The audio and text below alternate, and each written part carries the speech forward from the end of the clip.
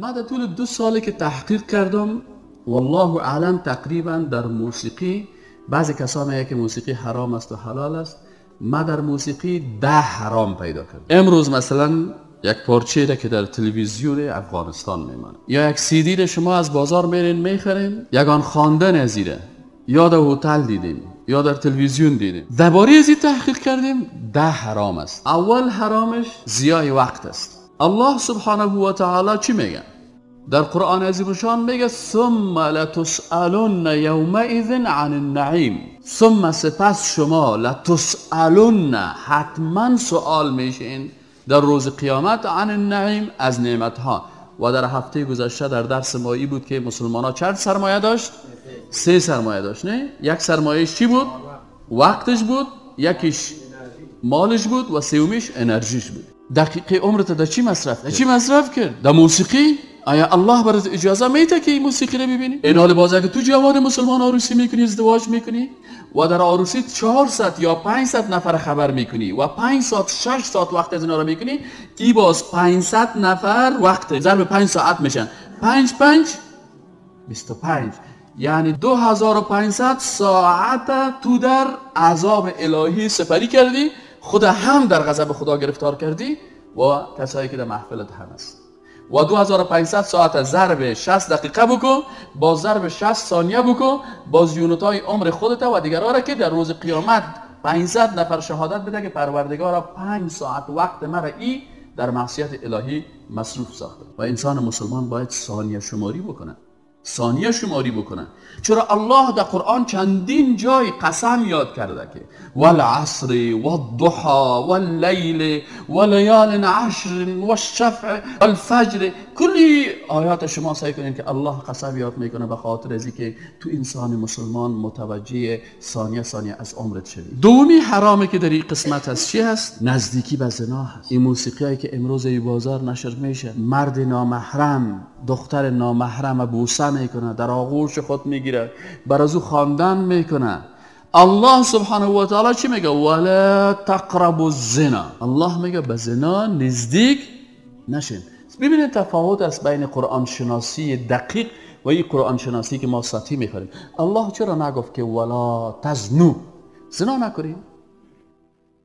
ولا تزنو نگفته که ولا تزنو، گفته ولا تقربوا الزنا، به زنا نزدیک نشین.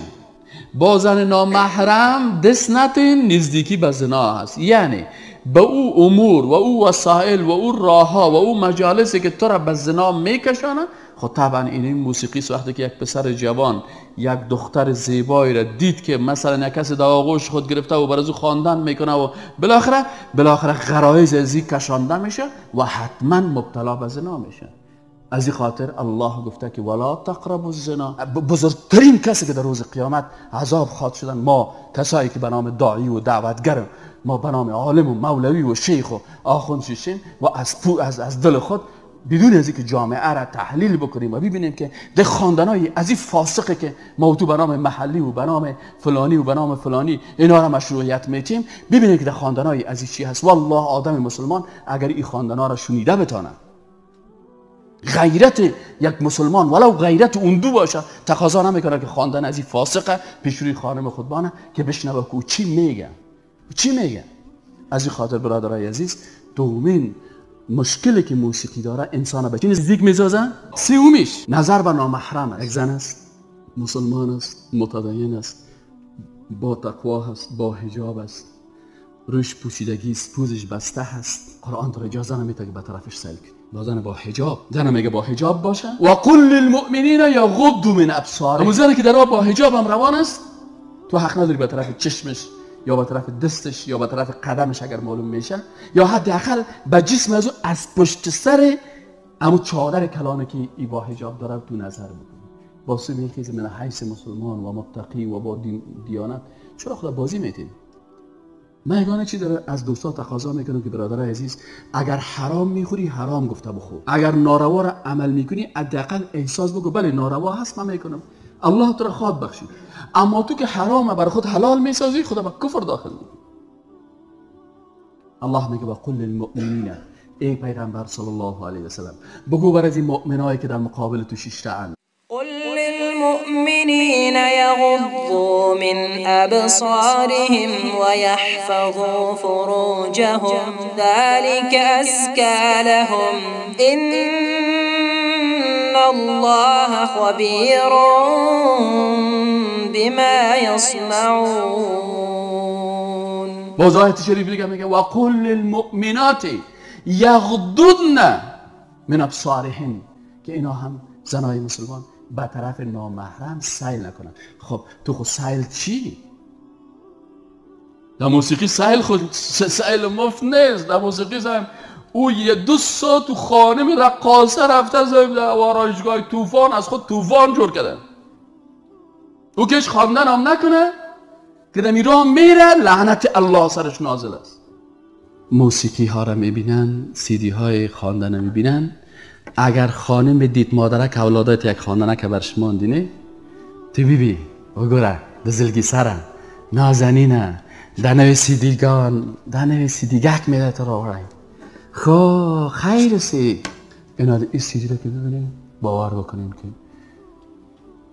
الله منع کرده. الله چی کرده؟ قل للمؤمنین، بگو بر مردم یغضوا من ابصارهم و قل للمؤمنات یغضضن من ابصارهن. پس کسایی که موسیقی میبینه نه زن و نه مرد میتونه که چی کنه؟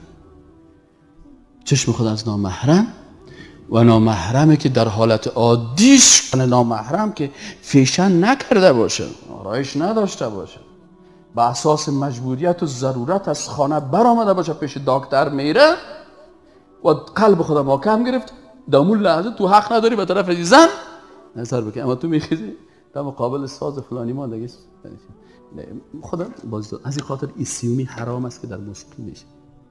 چهارمی حرامه که در موسیقی هست مصرف پول است. چهارمی حرامش چی است؟ مصرف پول در چی هست؟ برای حرام است.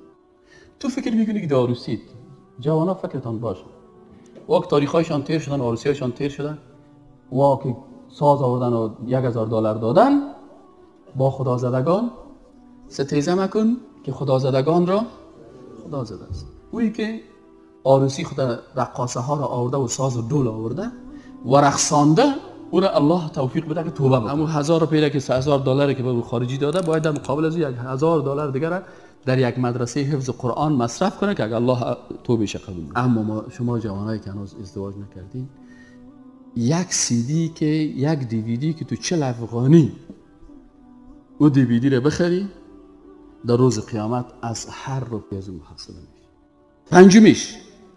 پنجمیش مشکلی که موسیقی داره مشکل شعر است. بعض شعرها غزل هستند، دعوت مردم به زنا هست. بعض شعرها از دعوت مردم به لواطت است. بعض شعرها از دعوت مردم به کفر است. از این خاطر الله جل جلاله در قرآن چی میگه؟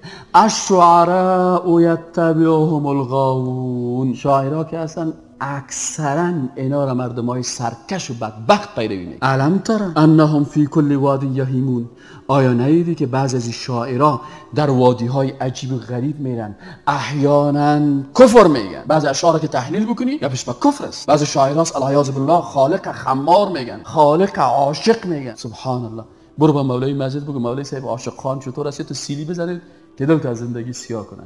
تو به یک عالم و به یک مولوی عاشق گفتن نمیتونی، تو میخیزی برای ذات ذوالجلال کلمه عشق و عاشقی و معشوقی استعمال میکنی. این ادب است با خالق؟ از خدا جوییم توفیق ادب، بی ادب محروم شد از لطف رب. خب از این خاطر مشکل دیگه که حرام است ایجاد. الم تر انهم فی کل وادی یهیمون و انهم یقولون ما لا یفعلون. باز فقط امخه گفته که الا الذین، استثناء در بین شاعرها وجود داره که 90% از اینا فاسق و فاجر و کافر و بیدین است. 10% از اینا شاعرای مسلمانه، ایمان دارن، تقوا دارن، اساسات شریعت اسلام در نظر میگیرن، از عقیده اسلامی احترام میکنن. اون شاعر باز دیگه غاون نیست. اما شاعری که میگه که یا خودت مسلمان شو یا مرا نصارا کو رضا بالکفر، پس این شاعر در جمله غاون است. ششمی دلیلی که موسیقی حرام هستن وسایل است که با سر وسایل موسیقی هم صحبت میکنیم که این وسایل است. هفتمی علت که موسیقی حرام است اختلاط بین زنا و مردای نامحرم است، اختلاط است، سر از این صحبت میکنیم. هشتمی حرمتی که در موسیقی هست که در موسیقی ها رقص است، رقص که هست. نهمیش خوارم المروءه هست. خوارم المروءه چی است؟ شما اگر یک نفر ببینید که بسیار شیخ است و کلام است، یک دفعه میخیزه او چیز خیزک زده میره، یما خوانده میره، نه دو بعضی چیزا اینا او رو که خیزک زده میره، اینا او رو وقتی که تو ببینی که خیز میزنه و لنگیشو طرف میفته، شخصیت از زیر پای میفته. بس از این خاطر در موسیقی یک آدم میره، یک بچه جوان میره، یک مسلمان میره که چقدر خوشت میاد، که چقدر خوب آدم است، دیگه رو صاحب چی میشه؟ میبینه که بسیار خوب آدم است، میبینه که همین بچه جوان دیندار صاحب رقصیده، پس این رقصیدن از که میبینی همین شخصیت از چی میشن؟ در زمین میفته. 2 روپیه میگه او والا همین بود، آن که چون پسته دیدمش همه مغز، پوز در پوست بود همچو پیاز.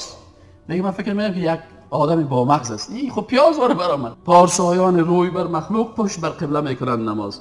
این از این خاطر در رقص و در موسیقی و در مجالس شیشتن چی میکنن؟ شخصیت انسان بسیار ضعیف جلوت میده. از این خاطر مسلمان باید شخصیت خود حفظ بکنه. به خاطر ضعف شخصیت مسلمانی حرام است. و دومی علت که موسیقی حرام است، این ضررهای اجتماعی داره، ضررهای اقتصادی داره، ضررهای فکری داره و ضررهای سیاسی داره که ان شاء الله تعالی در درس‌های بعدی ان شاء الله براتون تشریح خواهد کردم. سبحان ربک رب العزت عما یصفون و سلام علی المرسلین و الحمد لله رب العالمین.